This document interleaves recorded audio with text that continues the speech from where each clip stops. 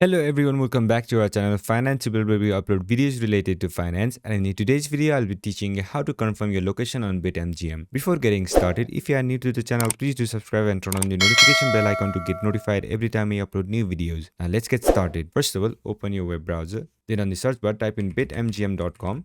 Once you press enter, they will ask you to select your location. So from this list, make sure to select your correct location. If you can't find your location in this list, then BetMGM is not available in your country. If you want to use this app, you'd have to use a VPN. Now to confirm your location, click on this icon at the top bar and then click on site setting. Now once you get to this page, under permission section, you will find out location. Click on this drop down and then click allow. Once you do so, close this tab and then reload your page. After you reload your page, select the location from this list. Make sure to select the correct location, and that's how you confirm your location on BetMGM. Now, you can log into your account and then enter your login credential in these boxes. After that, click on login. After you do so, you will confirm your location and log into your account. So this is how you do it. I hope this video was helpful, and if it was, don't forget to leave a like, comment and subscribe, and turn on the notification bell icon to get notified every time we upload new videos. And I'll catch you on the next one.